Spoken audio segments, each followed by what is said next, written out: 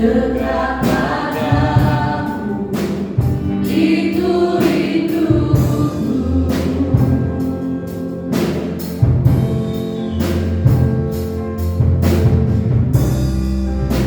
Setiap kataku kau pun menunggu, tak ku sangka ku temukan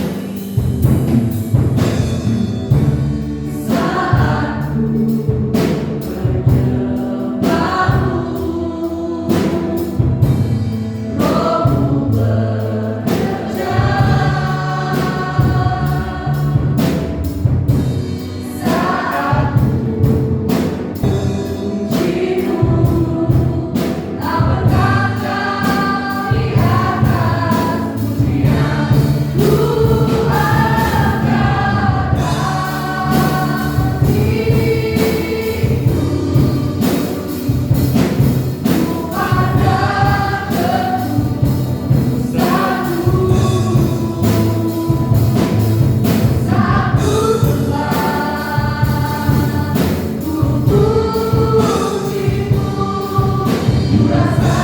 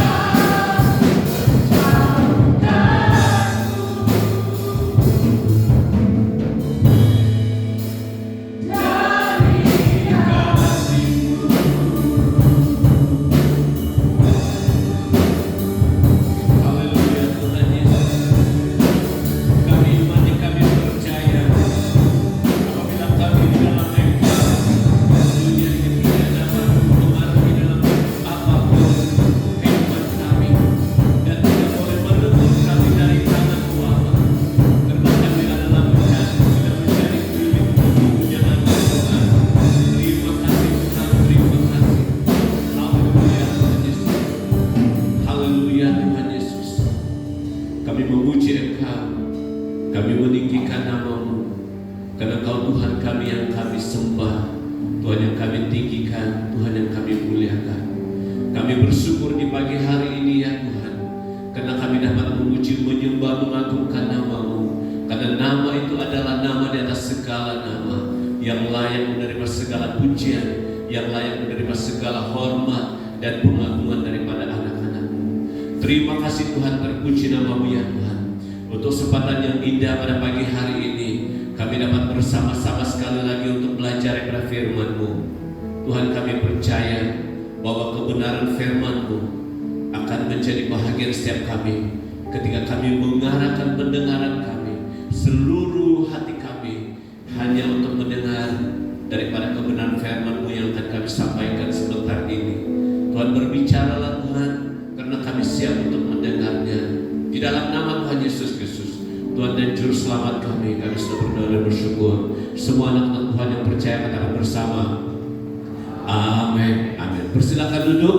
Mari kita sekali lagi tepuk tangan untuk kemuliaan nama Tuhan. Terima kasih untuk pujian dan penyembahan. Shalom dan selamat pagi untuk semua.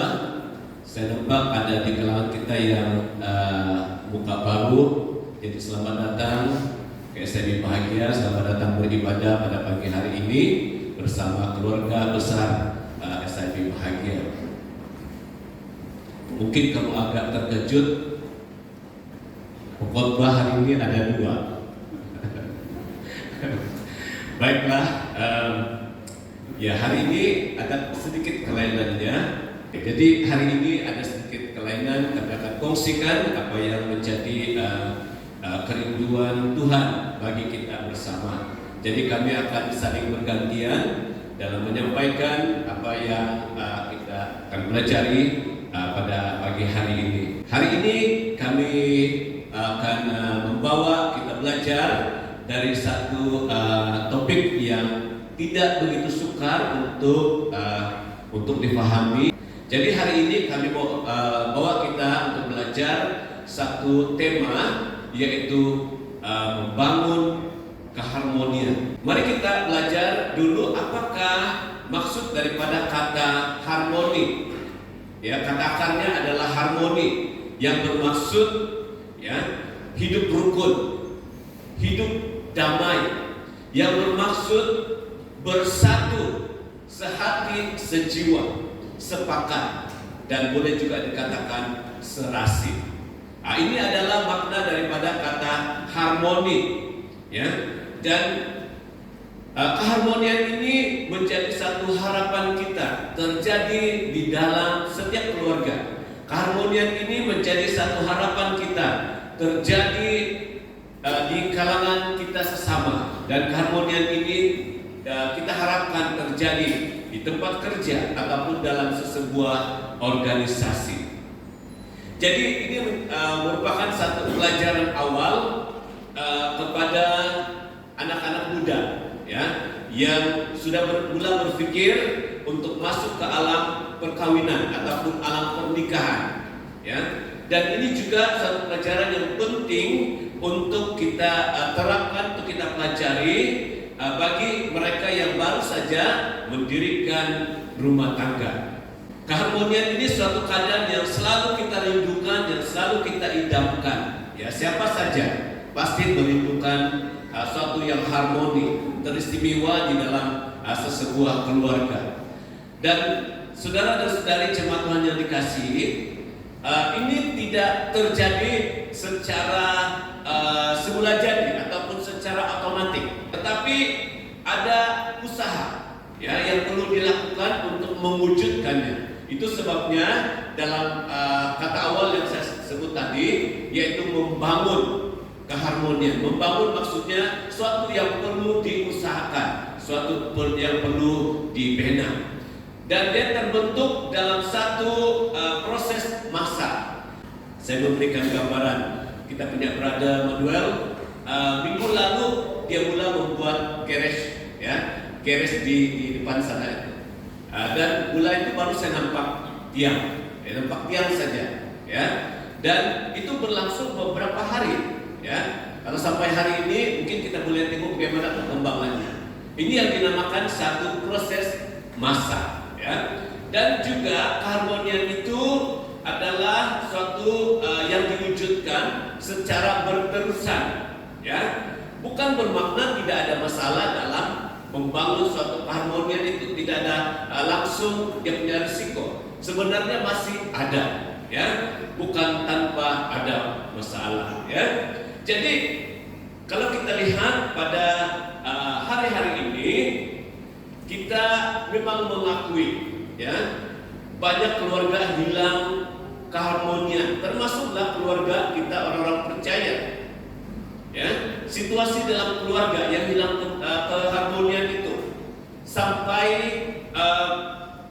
anak ataupun suami ataupun istri mereka tidak tahan berada di rumah, ya. Jadi keinginan mereka mau keluar sejak dari rumah, jumpa dengan kawan-kawan, melepak ataupun kupi-kupi di luar, ya. Mereka seakan-akan merasa di dalam rumah itu ada bahang, ada kepanasan yang mereka rasakan. Walaupun mungkin pada masa itu dia punya ikon tuh full, dia punya volume, ya. Oke. Ada juga situasi yang menyebabkan selalu wujudnya pertengkaran, ya. Rasa tidak puas hati, selalu kata orang di Indonesia selalu ribut, ya. Selalu saja ada hal-hal yang berlaku, ya. Rumah mereka itu tidak aman ataupun tidak selesa untuk didiami, ya. Kamu pernah mendengar pasal Colgate saja mereka bergaduh satu rumah, pasal Colgate saja, obat gigi. Ada satu yang picit di ujung, yang satu lagi picit di tengah, dan ada ahli keluarga yang picit di bagian muncungnya, di dekat-dekat muncung. Karena itu saja boleh jadi pergaduhan besar. Bayangkan, inilah keadaan yang tidak harmoni, kehilangan keharmonian, ya. Kadangkala ada juga dalam rumah itu dia punya volume itu begitu besar, semua high volume, ya. Bercakap seperti di depan saja pun bercakapnya seperti beberapa meter jauh, ya kan. Semua volume tinggi, ya. Mau tanya itu pun volume tinggi. Nah, inilah kebanyakan juga terjadi, ya. Oke. Meskipun di situ tidak kebanyakan warga emas. Kalau memang ada warga emas dalam rumah itu dan dia punya pendengaran itu sudah tidak bagus, nah itu pastilah high volume, kan, volume tinggi, ya. Oke. Jadi inilah situasi, ya, keluarga yang selalu hilang daripada keharmonian, ya. Oke. Ada satu statement yang begitu menarik yang saya pernah baca. Dia katakan begini: kemarahan adalah emosi negatif yang menutup nurani, hati nurani, untuk serta mengambil kendali akal sihat ataupun pemikiran yang baik. Kita sebagai manusia ada hak untuk memilih dan memutuskan sama ada larut ataupun hanyut ataupun tenggelam dalam kemarahan, atau kita boleh memutuskan atau memilih berpikir positif dan hidup bergembira, hidup bahagia, hidup tidak stres. Ini statement yang bagus. Saya baca dan saya coba memahami, itu satu statement yang begitu baik dan dipahami. Jadi saudara dan saudari jemaat Tuhan yang dikasihi, itu sebabnya akibat buruk yang terjadi dalam keluarga, kita tidak heran banyak perceraian, ada pergaulan bebas anak-anak sebab mereka mau melarikan diri dari rumah, anak-anak terlibat dengan dada, dengan jenayah, malah yang lebih teruk lagi sampai ada yang boleh bunuh diri, ya. Jadi mengapa hal ini terjadi? Mengapa hal ini terjadi? Jadi kita akan mendengar, ya, apa sebabnya. Baik, saya lanjutkan dengan mengapa keharmonian boleh hilang dalam keluarga. Oke, saya akan kongsikan dua sebab. Oke, yang pertama yaitu benih jahat ataupun benih kematian ditabur dalam keluarga. Kita lihat Galatia 6 ayat 7 rupiah.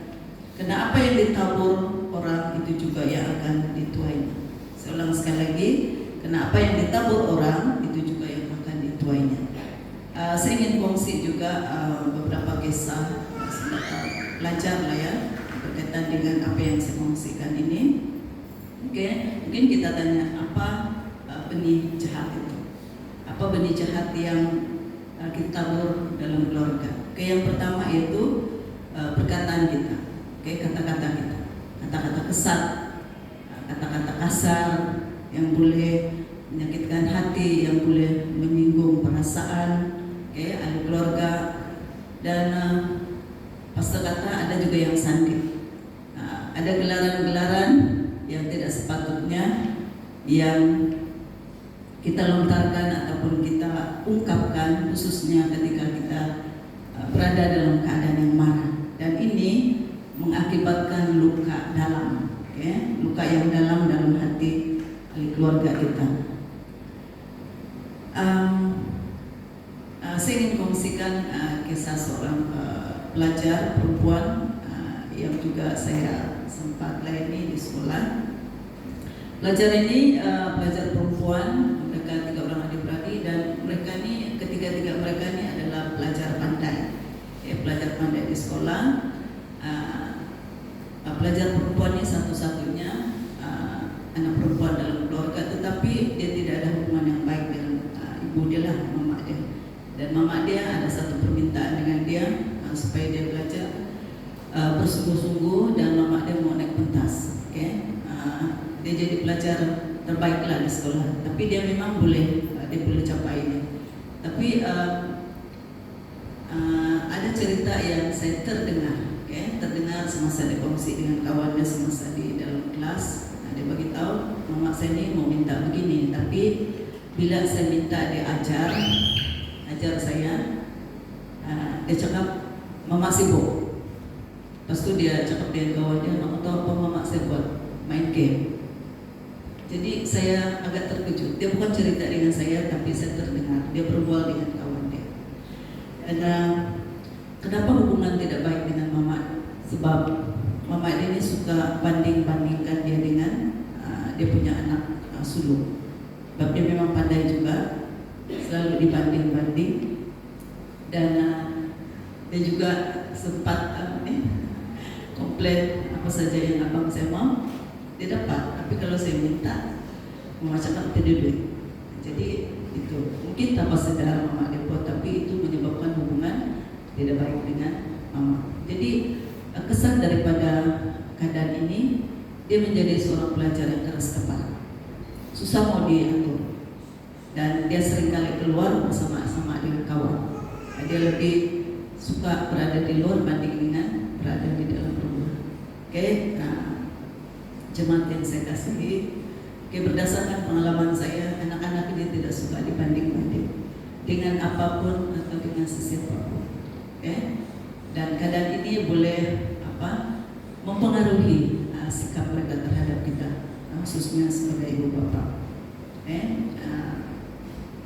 Berdasarkan keadaan ini, saya selalu saya ambil iktibar supaya berhati-hati dengan perkataan, walaupun berhadapan dengan pelajar-pelajar yang nakal sekolah. Baik, benih jahat yang seterusnya adalah pertengkaran, khususnya antara suami dan istri. Saya kongsi juga ada pelajar, minta maaf lah ya, saya punya contoh nih pelajar-pelajar, sebab ini anak-anak kita juga. Ada pelajar asrama yang tidak mau balik ke rumah. Saya tidak tahu sebab apa. Saya marah juga lah, saya tegur, kenapa tidak mau balik ke rumah? Saya mau balik ke tempat kawan, kenapa? Tidak guna juga saya balik ke cikgu, sebab kalau saya balik, saya hanya pergi dengar pergaduhan ibu bapak. Kadang-kadang kita berpikir anak-anak ini tidak tahu apa-apa, ataupun mungkin orang tidak kisah. Tapi sebenarnya anak-anak ini lebih sensitif daripada kita. Baik, penyebab yang kedua mengapa hilang keharmonian dalam keluarga adalah kurang dalam hal apa kita nih kurang kebersamaan. Ada dua yang saya mau kongsikan. Yang pertama yaitu tidak meluangkan masa yang berkualitas bersama dengan keluarga. Apa maksud masa berkualitas? Maksudnya melakukan hal-hal yang bermakna, ataupun hal-hal yang menyeronokkan ahli keluarga. Dan juga apabila kita bersama, mereka merasa kehadiran kita bersama-sama dengan mereka. Kalau kita pikirkan, sebenarnya ada banyak alasan, mengapa perkara ini berlaku dalam keluarga. Yang bisa kita dengar adalah disebabkan oleh kesibukan, kesibukan bekerja, ataupun kita juga pikir bahwa ada perkara lain yang lebih penting daripada bersama keluarga. Sebenarnya hal ini sangat penting. Bila kita meluangkan masa bersama dengan keluarga, kita boleh sebenarnya mewujudkan interaksi ataupun komunikasi, perbualan yang baik, hubungan yang baik dapat diwujudkan. Bahkan ada kajian menunjukkan bahwa anak-anak akan bertumbuh lebih sehat dari segi emosi, dari segi fisikal, dan juga mereka ini cenderung untuk berjaya dalam hidup. Baik, yang kedua, kurang kebersamaan dalam hal yang kedua adalah membuat keputusan ataupun mengambil tindakan. Saya kongsi pengalaman kami berdua lah ya.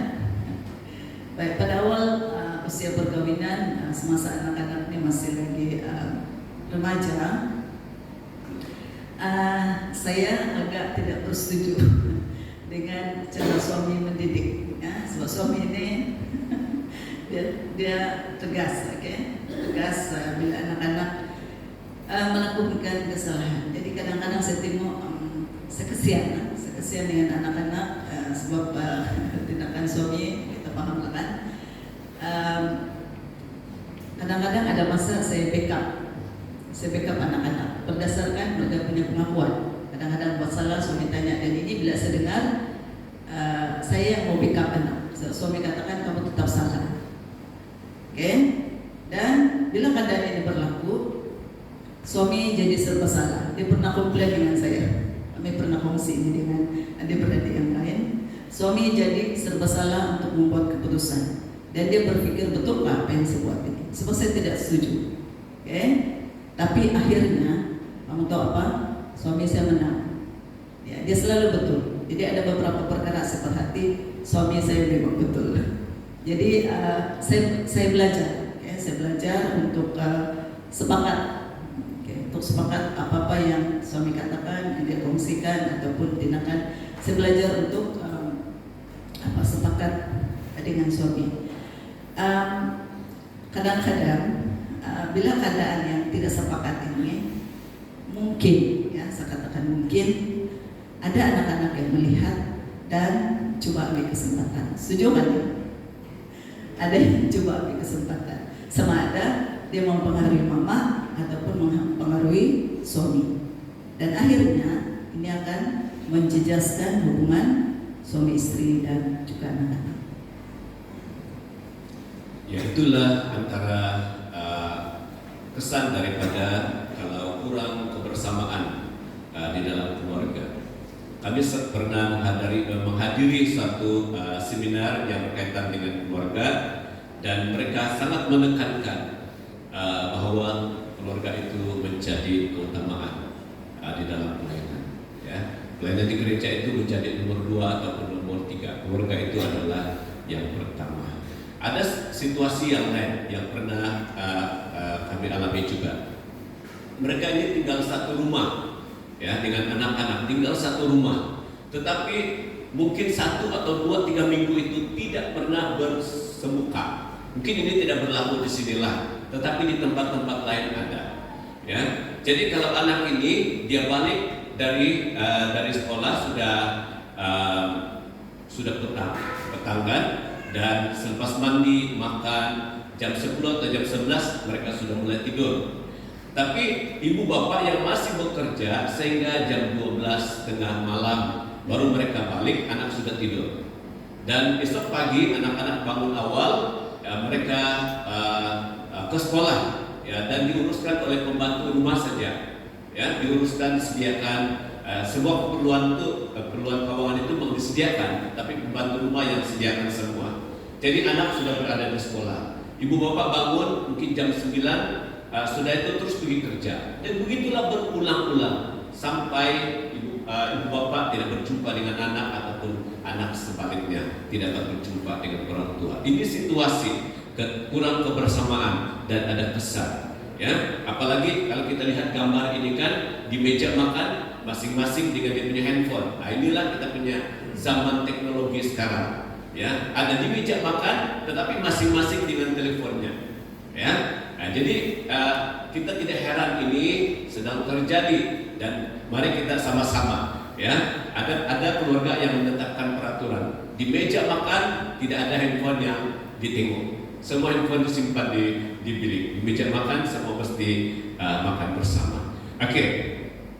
Ada sebab yang lain mengapa keharmonian itu boleh hilang juga, ya. Yang ketiga ini adalah karakter lama yang muncul. Terwujudlah ada yang disebut sebagai karakter ini, ya. Ada karakternya muncul, berbohong, ada karakter yang memang suka marah, yang panas baran.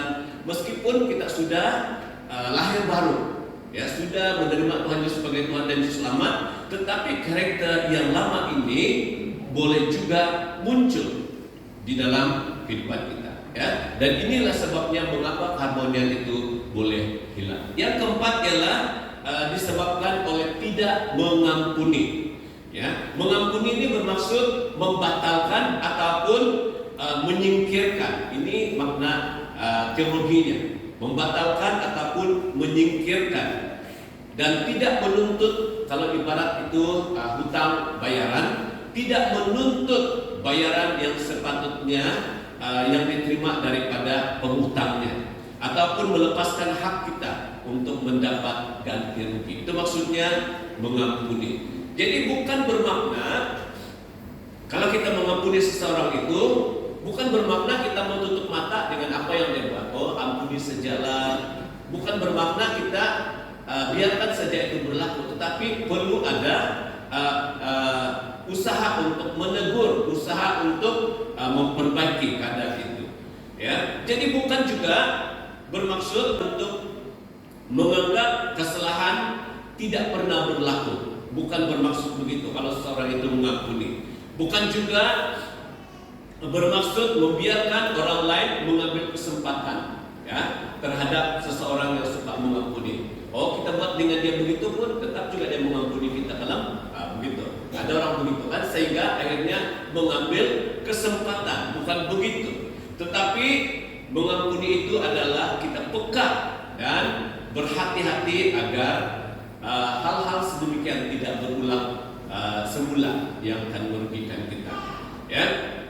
Jadi mengampuni ini adalah ekspresi kasih seperti yang Yesus pernah katakan, ya, kasihi orang lain seperti mengasihi diri sendiri. Oke, mari kita lihat yang seterusnya. Mengapa keharmonian itu boleh hilang?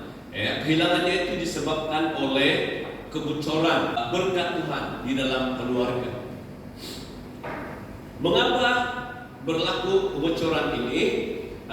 Kadang-kadang disebabkan oleh pengelolaan berkat yang tidak betul. Berkat, Tuhan bagi berkat, tapi berkat itu digunakan untuk berjudi, untuk minum-minuman keras, ya. Berkat itu digunakan untuk membeli yang bukan keperluan. Ada keperluan, tetapi bukan keperluan yang diutamakan dulu. Yang dibeli adalah untuk mendapatkan keinginan. Ada keperluan, ada keinginan. Keinginan itu bukan satu keperluan, tetapi keperluan itu tetap keperluan kita, ya. Boleh juga terjadi disebabkan kurang setia dalam pemberian. Boleh juga disebabkan ketidakjujuran dalam mengelola keuangan. Kami amalkan ini dalam family, dalam keluarga. Kalau saya meminjam uang daripada istri, walaupun saya tahu dia ada uang, saya pinjam dengan dia. Perkataan pinjam itu saya mesti pegang dan saya kembalikan, ya. Nah, ini yang kami amalkan. Begitu setiap kali kamu menggunakan perkataan pinjam itu mesti dikembalikan. Ya. Dan satu hal lagi yang boleh menyebabkan kebocoran berkat Tuhan dalam keluarga itu karena kita juga selalu delay ataupun kita menanggungkan. Sepatutnya kalau kita ada membayar kepada seseorang ataupun menjadi hak dia, misalnya kita mengupah seseorang lah untuk bekerja, dia memang ada hak untuk itu, ada hak untuk upah itu. Tetapi kita ada duit, ada uang untuk kita membayar upahnya, tetapi kita sengaja tidak mau bayar, tunggulah nanti tunggu. Ini delay maksudnya, ini menanggungkan bayaran itu, ya. Juga menyebabkan kebocoran berkat, ya, kepada kita. Itu sebabnya saya selalu ingatkan kepada bendahari kita. Saya katakan persepuluhan kita ke pusat mesti bayar cepat. Kalau ada duit bayar, jangan ditangguh-tangguh. Bagaimana kita boleh membangun keharmonian? Ya, bagaimana kita boleh membangun keharmonian di dalam keluarga? Baik, yang ini saya kongsikan soal ada kaitan dengan apa yang saya kongsikan tadi. Oke, kalau ada benih yang jahat, pasti ada benih yang baik. Jadi bagaimana membangun keharmonian, tabur benih yang baik. Oke, kata-kata kita, kata-kata yang membangun, kata yang memberi dorongan, memberi motivasi. Dan kalau saya tanya setiap kita suka sebenarnya kalau kita buat kesalahan dan sebagainya, ada kesilapan, tidak suka diungkit, ya, walaupun sebenarnya itu hakikat yang salah kita buat. Tapi sebenarnya yang lebih kita perlukan adalah dorongan, amin, kata-kata motivasi. Dan saya katakan ini bukan mudah, ya, bukan mudah. Tapi seperti yang sudah dikongsikan awal tadi, ini adalah suatu tindakan yang berterusan. Dan ini suatu perkara yang perlu diusahakan, sebab bukan mudah, ya. Apalagi kita berhadapan dengan ahli keluarga yang susah untuk dibentuk, okay? Susah untuk dididik, diajar, okay? Jadi tindakan ini perlu berterusan, okay? Tidak putus asa sehingga kita melihat hasil yang baik dari apa yang kita tabur. Dalam Mazmur 126 ayat 5 berkata, orang yang menabur dengan mencucurkan air mata akan menuai dengan sorak-sorai. Dalam kita membangun keharmonian itu tidak begitu mudah. Ada usaha, ada suatu kesusahan yang kita boleh lalui pada permulaannya. Tetapi kita berkata pada akhirnya akan ada penuaian yang terjadi dengan sorak-sorai. Yang kedua, bagaimana membangun keharmonian ini? Menempatkan Yesus dalam keluarga kita. Kita selalu mendengar Bapak itu sebagai imam dalam keluarga, dan ibu ataupun istri adalah sebagai penolong ataupun sebagai penopang. Kalau kedua-dua ini berfungsi di dalam keluarga, saya percaya maka menempatkan Yesus dalam keluarga itu akan semakin terlaksana. Okay? Hubungan yang semakin dekat jika kedua-duanya menuju kepada satu fokus yang sama. Kalau kita lihat gambaran ini, fokusnya adalah Tuhan. Jadi saya dan istri ataupun mungkin suami, kalau kedua-duanya bergerak ke satu fokus, akhirnya itu akan semakin dekat. Dia punya jarak, kalau dia punya jarak di sini adalah lebih daripada 60 derajat. Ini semakin dekat dan boleh menjadi akhirnya akan menjadi satu, ya, akan menyatu. Oke, dan itulah satu caranya menempatkan Yesus. Mari kita dorong kita punya ahli keluarga itu untuk senantiasa, ya, untuk senantiasa mencari Tuhan. Bukan mudah, tapi ada cara yang sesuai, ada cara yang berkesan, ya. Berusaha untuk membawa doa bersama, libatkan anak-anak dalam pelayanan walaupun peranannya kecil, ya.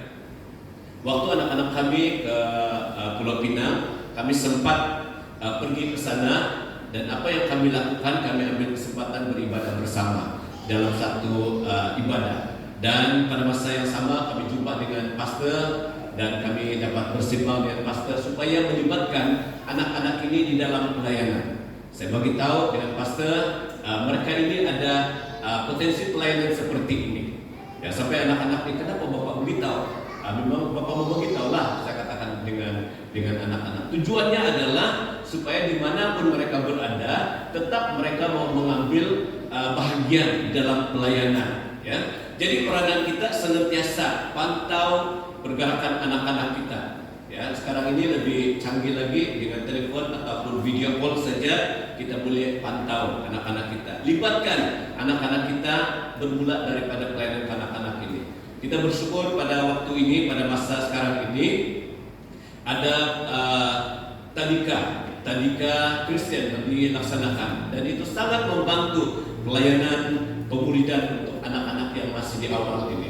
Ya, dan itulah antara satu cara bagaimana kita dapat membangun keharmonian kita dengan menempatkan Yesus di dalam keluarga kita.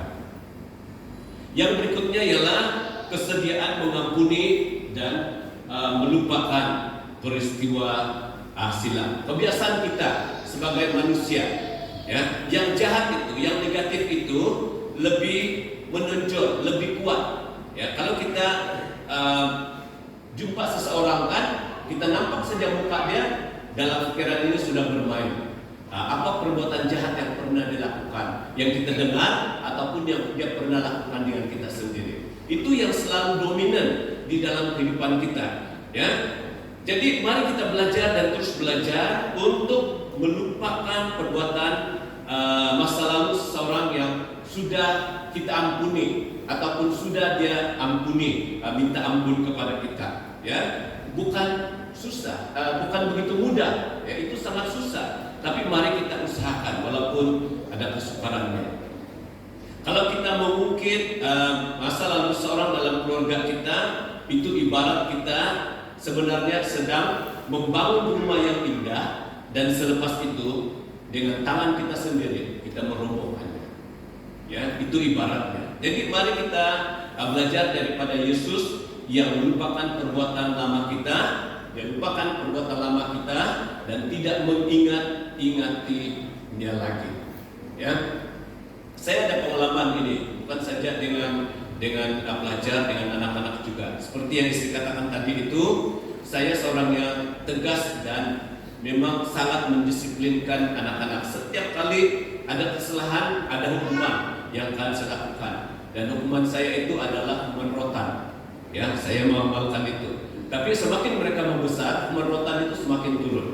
Masa mereka kecil itu menjadi utamaan. Ya, dan apabila mereka sudah semakin besar, hukuman rotan itu sudah semakin kurang ataupun boleh tidak ada. Yang semakin besar adalah nasihat dan motivasi kepada anak-anak. Tapi ini yang pernah dan kami lakukan kepada anak-anak.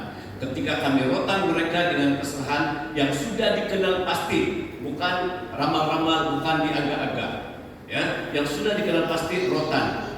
Selepas gerotan kami panggil, ya, kami panggil dan bagi tahu apa sebab gerotan. Pada masa selepas itu kami peluk dan kami berdoa. Itu yang kami lakukan kepada anak-anak ini. Ya, sebenarnya bukan begitu mudah untuk dibuat, tapi itulah proses yang kami lakukan untuk belajar. Sampai waktu anak kami ini pergi ke belajar di tempat lain dan dia punya pentadbiran itu lagi keras, jadi dia katakan dengan mami dia, bagus juga Bapak disiplin dia terlalu berat kepada saya, dan itu membuat saya boleh menerima dan boleh mengikuti disiplin yang lain, kata mereka. Ya. Jadi ini yang kami lakukan, ya, kesediaan untuk mengampuni dan melupakan peristiwa silam. Kalau di sekolah pula, kalau ada anak-anak yang memang patut dirotan, sebab kami ada list yang punya senarai perbuatan dia yang patut dirotan, dan dirotan itu mesti ada dan punya saksi juga. dan direkodkan. Ya, setiap kali saya rotan, saya akan katakan begini: saya merotan kamu karena kamu punya perbuatan, tetapi saya tetap menyayangi kamu, saya tetap mengasihi kamu. Ya, tetapi saya tidak suka yang ini perbuatan. Ya. Jadi ketika mereka sudah belajar dan sudah tahu mengapa mereka itu dirotan, yang tindakan seperti itu, akhirnya mereka mulai paham yang dibenci itu bukanlah tubuh dia, jiwa dia, tetapi yang dibenci itu adalah dia punya perbuatan. Ya, jadi saya percaya inilah kerinduan kita pada hari-hari ini untuk sentiasa membangun keharmonian di dalam keluarga kita. Yang seterusnya, yang keempat, bagaimana membangun keharmonian ini? Tanggalkan karakter lama dan kenakan yang baru. Kamu boleh lihat dalam Roma 12 ayat 2 dan Kolose 3 ayat 5 sampai 17 itu tentang manusia baru. Jadi mari usahakan, ya, usahakan pembaharuan hidup itu terus menerus. Ada satu akronim yang dia katakan begini, dari perkataan laku. Laku ini ada 4 langkah bagaimana kita menguatkan cara berpikir yang baru ataupun karakter yang baru itu, ataupun cara berpikir yang baru. Yang pertama ialah ketika pikiran lama muncul, kita akan lawan. Ya, jadi yang pertama itu mesti L, lawan. Yang kedua, kita alihkan kepada pikiran yang baru. Pikiran lama tadi itu kalau dia muncul, kita twist ataupun kita alihkan kepada pikiran yang baru. Ya. Kemudian kita kuatkan pikiran yang baru. Nah, ini untuk K. Dan yang U dari perkataan laku tadi itu, U-nya adalah usaha yang terus menerus sehingga berjaya jadi kebiasaan. Ya, lawan pikiran lama, alihkan kepada pikiran yang baru, buatkan pikiran yang baru dan usahakan terus menerus sehingga menjadi suatu kebiasaan. Saya ingin tes, saya ingin buat uji kaji. Bolehkah? Boleh buat uji kaji? Sebab hari ini dia punya khotbah lain, ada uji kaji lagi. Oke, coba pejam mata sekejap. Pejam mata kamu hanya dengar saja. Ya. Oke, jadi berdasarkan lawan, alih, kuatkan dan usahakan ini. Ya, saya akan terapkan prinsip itu, ya. Oke. Yang kita selalu pikirkan, pikiran lama, selalu pikir yang lama. Jadi sekarang kita alihkan kepada pikiran yang baru. Saya bagi contoh yang saya gunakan ini, contoh yang berlaku sehari-hari. Ini bandingan babi dengan ayam. Maaflah saya sebut ini, ya, bandingan babi dengan ayam. Jadi sekarang kita mau lupakan perkataan babi. Kita mau fikir tentang ayam, bolehkah? Fikir ayam sudah, kita lupakan babi, boleh? Nah, pejam mata. Jadi sekarang saya mau lupakan ini babi, apalah perkataan babi dan sebagainya. Saya mau lupakan, saya mau ingat dalam minda, dalam pikiran saya ayam. Oke, baik. Fikir sekarang, ya. Walaupun kan babi itu hari-hari ini dia punya harga sudah semakin mahal, dan hanya orang-orang yang berduit, orang-orang yang banyak uang saja yang boleh beli babi itu sekarang. Ya, jadi kita mesti beralih kepada ayam, sudah kan? Beralih kepada ayam, ya, sebab ayam itu lebih murah daripada itu. Ya, walaupun babi ini dia sedap. Kalau kita buat sate babi, dia ada sosis babi juga. Walaupun ayam ada kan, tapi yang babi ini pun ada juga, sedap. Apalagi kalau dia ada buat bakute, wah sedap itu. Ya, jadi lupakan ini perkataan babi. Walaupun babi sekarang ini susah mau dijumpai. Oke, baik. Apa yang kamu pikirkan sekarang? Saya mau tanya kamu pikir apa? Ada yang pikir ayam? Coba pikir ayam. Yang pikir ayam, coba katakan. Ada 1, 2. Yang pikir babi? Oh, banyak sedikit lah. Ya, saya pikir kamu akan pikir babi. Sebab saya ulang-ulang perkataan babi. Walaupun pada awalnya saya suruh kamu pikir ayam saja, lupakan babi. Tapi pada masa yang sama saya sebut juga, oh babi itu sedap, bagus dipanggang, dibakar dan sebagainya. Itu kan masih lagi kita berpikir itu. Mengapa demikian? Sebab kalau sesuatu itu diulang-ulang, kita perkatakan berkali-kali, dia akan muncul semula. Walaupun itu sudah lama kita tinggalkan. Karakter lama kita, Tuhan, gantung itu sudah di kayu salibmu. Karakter lama saya. Tetapi di pikiran kita muncul juga. Dan kalau itu lama berulang-ulang kali muncul, kita tidak alihkan kepada yang baru dan keluarkan pikiran yang baru, itu akan berulang semula. Jadi kita perlu tanggalkan karakter yang lama, cara hidup yang lama, dan kenakan yang baru. Saya percaya inilah kerinduan kita, ya, kerinduan kita bersama. Saya minta tim musik untuk tampil.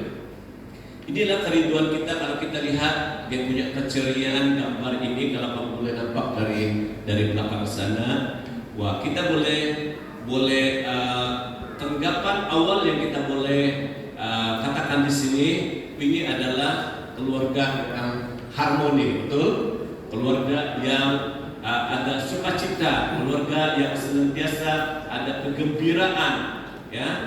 Oke. Ada anak kecil juga bersama-sama dengan mereka, ya. Pasti ini menjadi kerinduan kita, ya, menjadi kerinduan kita bersama. Dan mari kita usahakan yang lalu itu tetap berlalu, tidak akan berulang lagi. Tapi mari kita melangkah ataupun merangkak suatu yang baru bagi keluarga kita.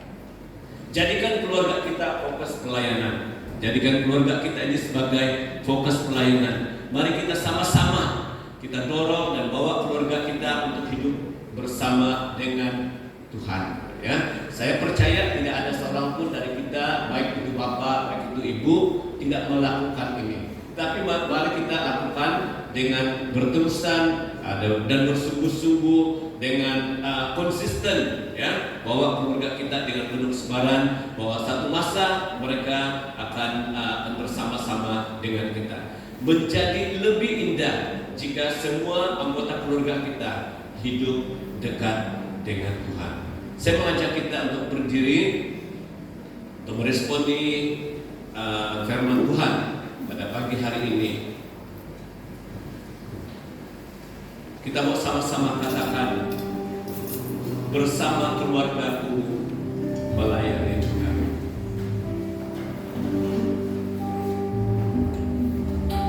Bersama keluargaku melayani Tuhan. Bersatu selamanya mengasihi Engkau. Tiada yang melebihi kasih-Mu ya Tuhan. Bagi kami Engkau segalanya. Bersama keluargaku melayani Tuhan. Bersatu selamanya mengasihi Engkau. Tiada yang dapat melebihi kasih-Mu ya Tuhan. Bagi kami Engkau segalanya. Saya percaya ini menjadi harapan kita. Saya percaya ini menjadi doa kita. Bersama keluarga kita melayani Tuhan. Kita mau bersatu untuk mengasihi Dia. Karena kasih-Nya itu tidak terbatas. Kasih Tuhan itu menjadi kasih yang segala-galanya bagi kita. Mari kita tunduk kepala dan kita berdoa bersama-sama. Dia meresponi apa yang menjadi pelajaran buat kita pada pagi hari ini. Haleluya, terima kasih Tuhan, terima kasih. Terpuji nama-Mu ya Tuhan untuk kesempatan kami bersama-sama belajar daripada firman-Mu ya Tuhan, yang lebih berfokus kepada pembentukan hal yang begitu mudah untuk kami dapat lakukan. Tapi kami percaya Tuhan punya cara yang Tuhan letakkan di setiap hati kami. Tuhan punya strategi yang tepat yang Tuhan letakkan di setiap roh dan jiwa kami ya Tuhan, anak-anak-Mu yang ada di tempat ini. Tuhan, kalau selama ini ada kegagalan-kegagalan yang pernah dan yang sedang kami lakukan bagi membangun keharmonian dalam keluarga kami, ampuni kami ya Tuhan Yesus. Ampuni kami Tuhan. Dan kami mau melangkah, kami mau bertekad untuk melakukan sesuatu yang baru di hadapan ini Tuhan Yesus. Dan kami mau perbaiki apa yang menjadi kesilapan kami dalam masa lalu kami dan mengarah kepada sesuatu yang Tuhan berkenan terjadi dalam hidup kami. Terima kasih Tuhan, terpujilah nama-Mu ya Tuhan. Haleluya.